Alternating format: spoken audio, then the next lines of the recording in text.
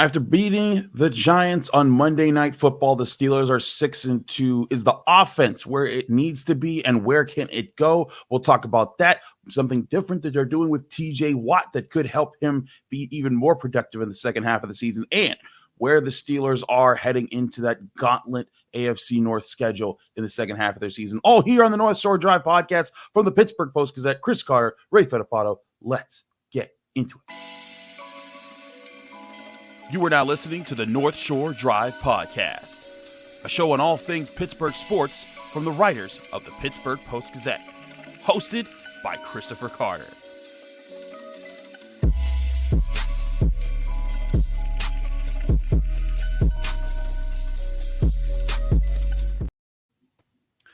Hello, welcome to the North Shore Drive podcast of the Pittsburgh Post-Gazette. I'm your host, Chris Carter, here with Ray Fittipaldo, one of our great Steelers beat writers here at the Pittsburgh Post-Gazette. And as always, you can find the show on your favorite podcasting apps and on YouTube every Monday, Wednesday, Friday, as well as all the daily content that comes out from all of our great sports writers here at the Pittsburgh Post-Gazette. And as always, this show is brought to you by Edgar Snyder Associates.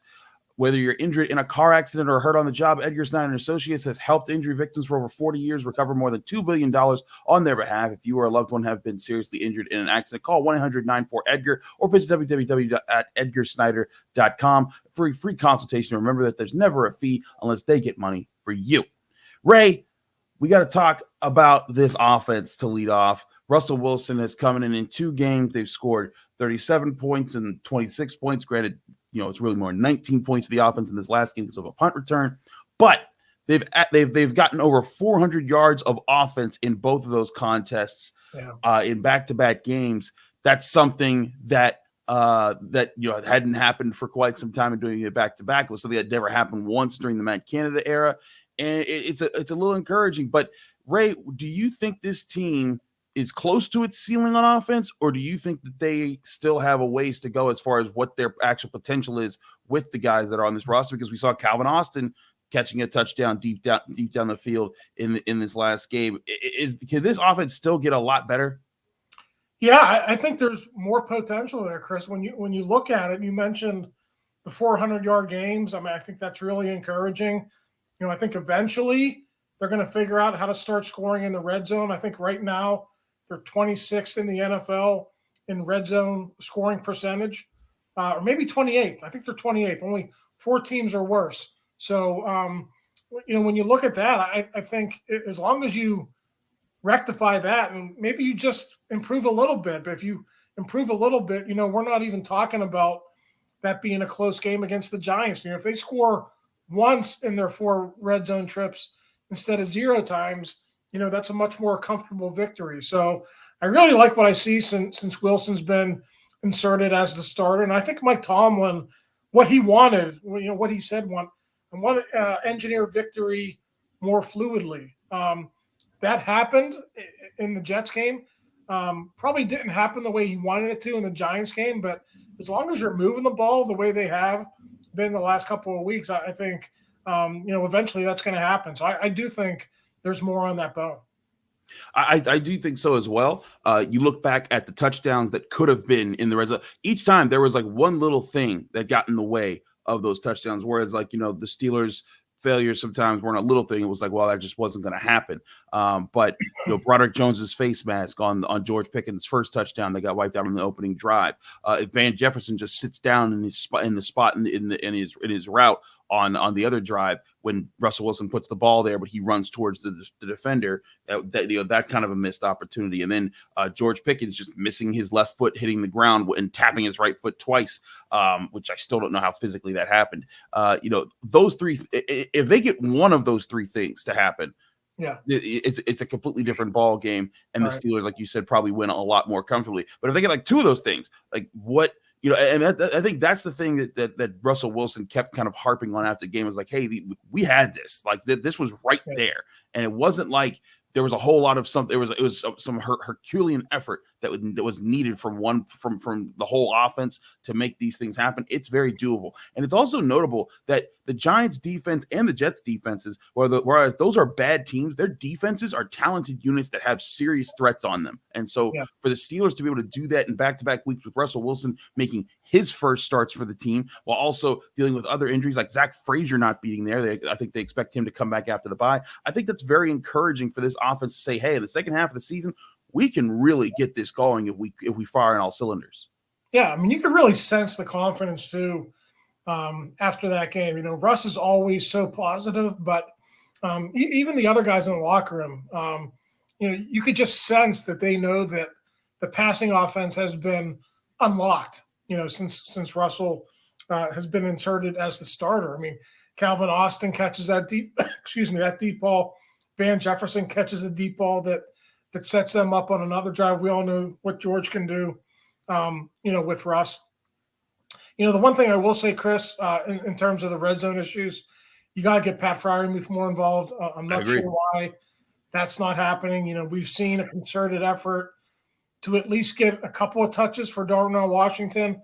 I think that should be, you know, that should be doubled or tripled when you're talking about a guy with Pat Freiermuth's talent level. So, you know, that's the one thing that I look back on that game against the Giants. I wonder, you know, if they can just get the ball to their second best pass catcher, if they can just get him the ball a little bit more, you know, maybe they wouldn't be 28th in red zone touchdown percentage. So, you know, it's the bye week. They're going to sit back. They're going to evaluate. They're going to self-scout, do all those things that they normally do. And I think that's, you know, that's one potential easy fix in the second half. He's your second best weapon on offense. They got to find a way to use him.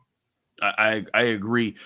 You saw that fade throw that Justin Fields hit Darnell Washington with early in the season for a touchdown.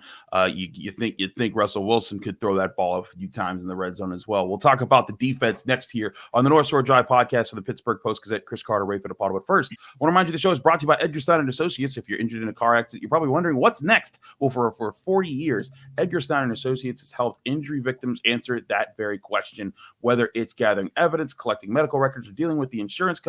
Edgar Snyder Associates have helped over 75,000 people handle the what's next question. Call 1-800-94-EDGAR or visit www.edgarsnyder.com for a free consultation. And remember, there's never a fee unless they get money for you.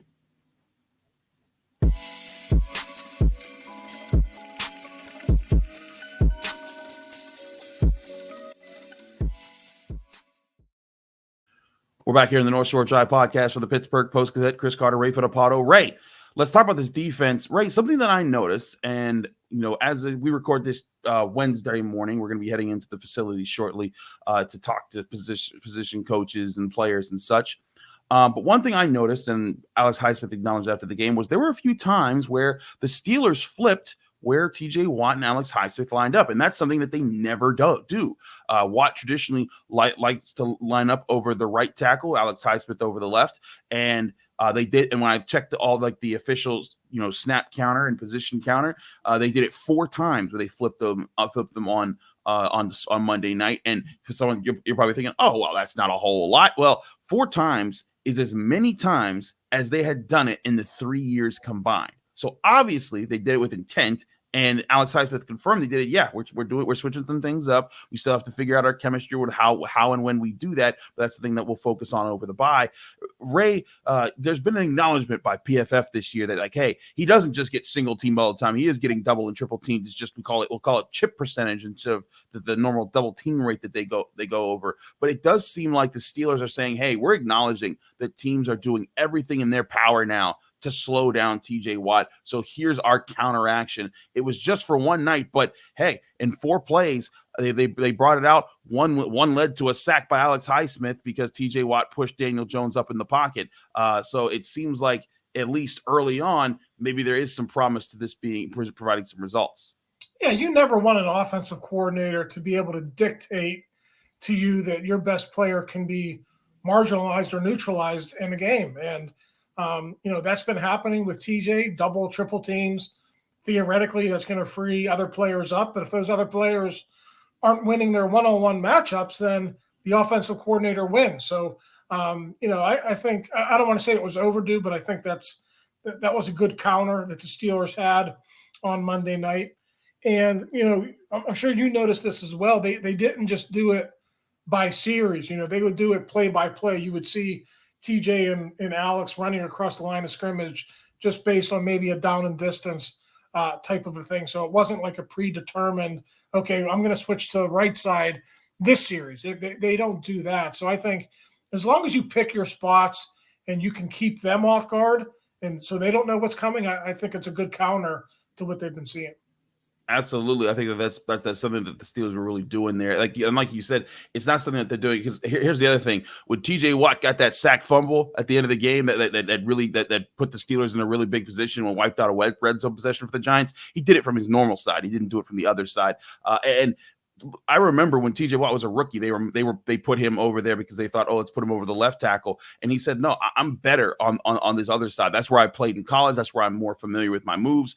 And then he went off in his second year. And then, that's where he kind of just made his money as an edge rusher. But I think that he's at the stage of his career where, he can probably make that adjustment a lot more fluidly than he has in the past. So I think it's interesting that they're moving these guys around to get more results there. Meanwhile, though, Ray, the Steelers defense still ranks number 2 in the NFL as far as points allowed, which, that's a great place to be. But certainly they have places to clean up. Whereas while they are allowing just 14.9 points per game, only behind the Chargers so far, they definitely want to be sharper against the run after what you saw in this last game. They even though they gave up 145 yards on the ground to one running back in that game with a 45-yard touchdown, they're averaging 90.5 yards. That's 4th in the NFL, but they could be sharper there. I think that the linebackers help there, and I think there's also some miscommunication points in the passing game still. That's allowing you. They allowed a 3rd and 16 where a guy just ran a 16-yard curl and was allowed to catch that ball. I think Joey Porter Jr. could have been a little sharper on when he broke on that pass. What are the things that you're looking at that this defense, despite being number 2 in the NFL in scoring right now, has to do to be better in the second half? Yeah, to me, the number one issue is the run defense. You always hear those players, if you smash the run first, then you could dictate. You can get after that opposing quarterback. If they're in certain downs and distances. And with Tyrone Tracy running the way he was, even when they got that 14-point lead, it was just one drive, all they needed, 45-yard touchdown run, boom. They're right back in the game. So normally that's a situation where you would think the Steelers defense would take over a game, but they couldn't do that. So that's really a big concern for me, Chris. I think the defensive line, other than Cam Hayward, has been below average this year. We know, we keep hearing it every week, right? Patrick Queen's going to be okay. He's going to be okay. But, we're halfway through the season now. And I know he had 8 tackles and he played well at times, but it just seemed like with certain run fits that maybe he wasn't in his gap. Maybe Peyton wasn't in his gap. And maybe they're playing too much nickel and dime. They're going to sit down at the bye week. They're going to figure this out. We all know Landon Roberts can be a factor in the running game. I just don't know if he was out there enough on Monday night to be a factor. So they got to sit down and figure that out. We all know, Chris, if they go to Landon Roberts more, if they play more base defense, they're going to get passed on. So maybe it's just a trade-off that the Steelers coaches are comfortable with. We'll find out in the second half of the season, but I did not like what I saw from that run defense against the Giants. No, I agree. I think you want to see some sharper things there. And something that I thought I saw too, Ray, was I thought the D-line, like you said, there were times they just didn't get enough push. Cam Hayward would get enough push, but then Larry Ogunjobi would get moved. I also thought it was weird that they didn't use Keanu Benton as much as I think they normally do. It seemed like they were not in their base as often. And I thought that was that was certainly a question as far as hey, what was going on there? Maybe they had a plan to take away the Giants' underneath receivers. Maybe there was a quick passing attack, or maybe it was to limit Daniel Jones's running ability because they were more concerned with that. But either way, like you said, I think that I think that they could definitely do more there and be sharper up front, and maybe they need to get more physical. And it's one of the reasons why I said hey, I know everyone's screaming about drafting a wide receiver in the first round, but D-line might be where they need to go in the first round. You and I had talked about that going into the season, even before they signed Cam Hayward. It was hey, that this might be still be in need very, very soon because they need to get younger there and they need to get young guys to pair with Keanu Benton for the long term. But back to Patrick Queen. Patrick Queen was a guy that was one of the landmark free agent signings of the offseason. And like you said, he hasn't been great. He's had his ups and downs. Actually the Jets game, I thought he was actually very good. I thought there has been times where he's lit it up, and I'm like, okay, that's more like the guy that you want to see. But he hasn't been consistent, and I think that's to your point. He needs to be sharper there. They need him to be better against the run. And sometimes I think that he does a good job coordinating guys and getting people on the same page, but they need him sometimes to put his nose in the pile to get in there and be the physical guy at the point of attack, something that a Landon Roberts has no problem doing. But Landon Roberts doesn't have the sideline to sideline speed, I think, that Patrick Queen normally has. And I think that's where they're trying to find their balance of how to keep him being the quarterback of the defense that keeps them on the same page, while also getting him to be the guy that, hey, sometimes you need to be the guy that sticks that puts your head right into the guard, blows up an offensive lineman, and wins at the point of attack by being physical. Yeah, it's interesting getting back to the nickel and dime thing. It seems like I think this is the case across the NFL with all coaches. If you get to a certain down in the distance, it's automatic, right? Okay, if we're 2nd and 7, we got to get our nickel and dime in there. And sometimes I think coaches can benefit by just having a gut feeling about how a game is going. And, we saw how Tracy was running in that game. So just maybe change it up a little bit. When it's 2nd and 7, maybe just stick with your base and maybe dictate to them how the game's going to go and not have this pre-formulated plan on how you're going to attack people based on, what you see from previous games. Call that game based on what's happening in that game. And I think once Tracy showed, and he showed early in the game, once he showed he was going to be a problem, I don't think they ever really adjusted their personnel packages to fit that. So, we'll see what happens after the bye. I think this is a perfect time. We're at midseason. They're banged up. They could use a few of these guys back. And obviously, this is going to be a time where you could tweak things and figure out which direction to go in the second half of the season. Absolutely. And in the second half of the season, they're going to be facing that AFC North gauntlet. They have not played a single divisional game yet. We'll talk about what that schedule's like and where the AFC North is, as the Steelers are in first place heading into the second half of the season. We'll do that next here on the North Shore Drive podcast of the Pittsburgh Post-Gazette. Chris Carter, Ray Fittipaldo. But first, I want to remind you the show is also brought to you by Safinas Kane and Gallucci. They're Mesothelioma and his best as lawyers with over 85 years of experience. Call them now for a free consultation. That's Safinas Kane and Gallucci. We're also brought to you by Moon Township Honda. Go to Moon Township Honda to get your new Honda vehicle at 5802 University Boulevard in Moon Township, Pennsylvania, or go to their website, moonhonda.com. Here's a message from our friends at Moon Township Honda. To build the Honda CR-V Hybrid, we took everything you love about the CR-V and kicked it up a notch with greater power. For a CR-V unlike any before. Adventure confidently with Honda, Car and Driver's most awarded brand in 10 Best history. The CR-V and CR-V Hybrid, part of the Honda line of rugged vehicles. Visit your local Honda dealer for new vehicles are arriving daily. Buy online or reserve from select Honda dealers.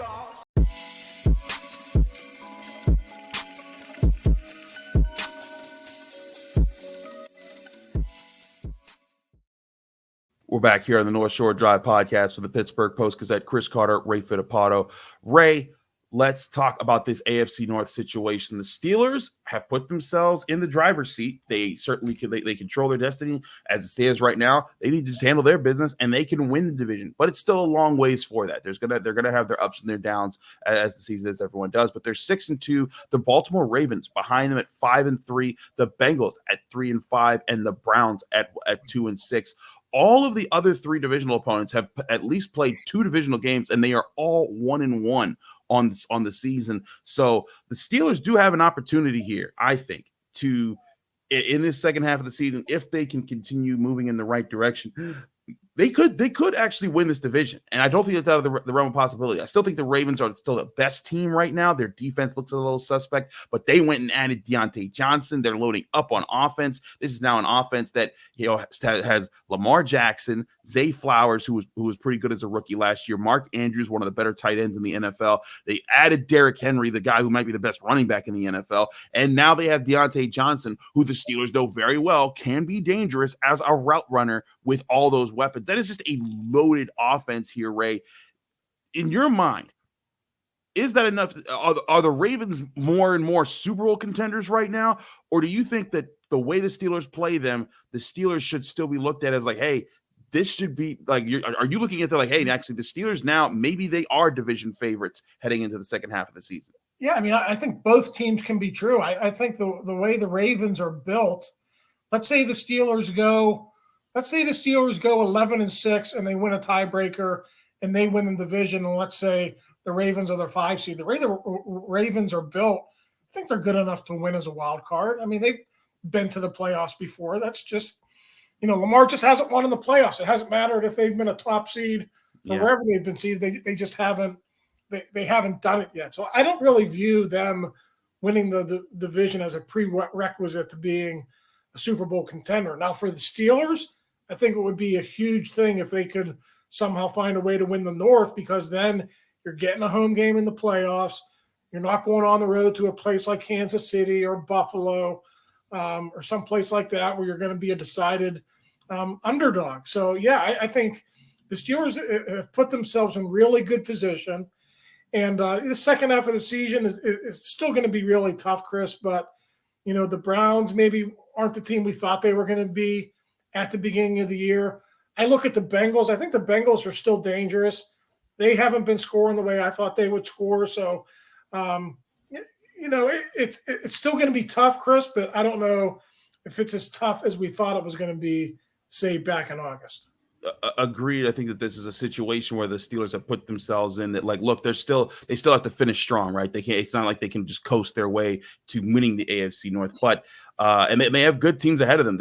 When they come out of the bye, the 6-2 Commanders are going to be sitting right there, and they got to go into Washington to beat them. Then they get the Ravens at home, the Browns and the Bengals back to back on the road. Then back home against the Browns, on the road against the Eagles, where they have not won since the '60s. On the road against the Ravens, Christmas Day at home against the Chiefs, and then at home against the Bengals to finish out the season.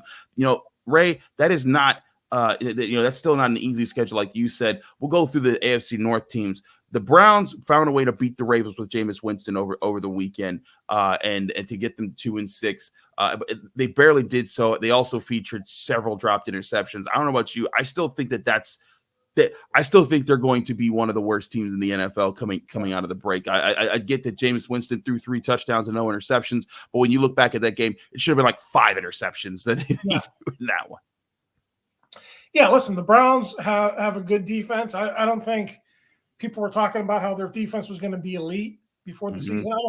I don't think it's elite, but it's good. And I think, the Steelers are probably going to win a low-scoring game against the Browns in the second half. They play them twice. We'll see what happens. It's the NFL. I'm not going to sit here and tell you they're going to sweep the Browns, but I think this is a game that an opponent where they can win, 20-17, without much of an issue. The way the Steelers play, Chris, they're still going to lean on this defense. The way they're scoring now, you mentioned it at the top, they're 15th in scoring. So, it's going to come a little bit easier for them than it maybe has been when Kenny Pickett or Mason Rudolph or Mitch Trubisky was the quarterback. So, I think the Browns, they're probably going to win 5, maybe 6 games. For the Steelers, they're probably hoping they're not one of those 2 or 3 victories here in the second half. Certainly. The Bengals, like you said, they're a peculiar case because they were supposed to be back this year with Joe Burrow being back and Jamar Chase being back. Everyone's ready to go. But they're 3-5. And frankly, Ray, they've beaten the 3 teams on their schedule they should absolutely beat. And except for the Patriots, they lost that. But every time they've played a team that, like, okay, let's see if they've taken a step up. They've gotten beat, they've lost close, or they've been completely slaughtered, like they were last week by the Eagles by 20 points. Their wins this year are to the Panthers, the Giants, and the Browns. Not exactly impressive wins so far. I guess maybe the Browns, but the Browns have been so bad. That defense of the Bengals is a huge liability, especially with the run. I think that if the Steelers match up with the Bengals and the Steelers are healthy, I would favor the Steelers in both of those contests right now because I think their defense can hold up the Bengals just enough. And I think that with the way the Steelers offense is playing, and you look at what they did against some better defenses like the Giants and the Jets just in these last 2 weeks, if the Steelers come out and play their way, they could run up the score on the Bengals defense, in my opinion. Yeah, and I always wondered, when Burrow was on the rookie deal and they were able to spread some money around on that roster, they were a really good team. They were a Super Bowl contender there for a few years. Now that they're paying Burrow, And we all know the Bengals aren't the best front office in the NFL. They kind of have this reputation for not paying players. It seems like their overall roster has been on the decline since they've had to pay Burrow. So I think they're still trying to figure it out. But I'm one of these people, Chris. If you have a guy like Burrow, a guy like Chase, a guy like T. Higgins, you're going to be dangerous. So the Steelers are going to have to contend with that offense. But, hey, maybe one of those games, maybe both of those games, they got to win at 30-27 or 27-24. It might be in a situation where the Steelers offense has to come through in those games. It might be the case there. But again, having a 3-game lead on them while also being in that situation certainly helps. The 1-game lead on the Ravens is very thin. But, as much as the Steelers have a difficult schedule, the Ravens don't have a cakewalk either. They're playing the Broncos this weekend, who are 5-3 and a lot better than I thought they'd be this season. They get the Steelers twice. They have to play the Chargers in Los Angeles. They still have to play the Eagles and the Texans in Houston. Those aren't gimme games. Those are games that the Ravens are going to have to come up and show up. And I still think the Ravens are one of the better teams. They were my AFC pick to get to the Super Bowl this year in our preview. What's your outlook for how the Ravens could finish this season? As a team that's 5-3, but again, adding to it with trades right now. Yeah, I still think they're probably the favorite, but I would say just a slight favorite over the Steelers now. You mentioned that game against the Texans. They're banged up right now. Diggs is lost for the season. I'm not sure if they're going to be a factor in the AFC the way I thought they would be. I thought, we would see Stroud take a huge step this year, but Nico Collins has been banged up and now Diggs is out. It's going to be a challenge for them to reach their potential. I think. So maybe that's a game that's easier for the Ravens. I think the Chargers will be a tough game. So I think as long as you split with the Ravens in the second half of the season, I see both teams, being in that 5-4 territory in the second half of the season. I think both have a tough schedule. So I think whichever team can get to 11 wins. Let's put it this way. If you get to 11 wins, I think you have a good shot at winning that division. As things stand right now. So the Steelers go 5-4, I think it'll be in play. And I think it might come down to tiebreakers or, head-to-head matchups. And, we'll see how that second half plays out if that happens. Well, that 9-game stretch begins after the bye week, which is this weekend. All the other AFC North teams play at home with their matchups. We'll take a look at closer to those matchups in our Friday episode with Brian Batko as we get ready get you ready for the Steelers bye week. We got to head to the Steelers facility, but hey, stay tuned for all of the updates on the Steelers at the Pittsburgh Post-Gazette by going to post-gazette.com. Ray, thanks so much for joining us. Thank you all for joining us here on the North Shore Drive podcast for the Pittsburgh Post-Gazette. Chris Carter, Ray Fittipaldo, back Friday with Brian Batko, finishing out the week here on the North Shore Drive podcast. Thank you for tuning in to another episode of the North Shore Drive podcast from the Pittsburgh Post-Gazette. If you watch this video on YouTube, please like the video and subscribe to our channel. For all the sports coverage from the Post-Gazette that we have to offer, visit post-gazette.com.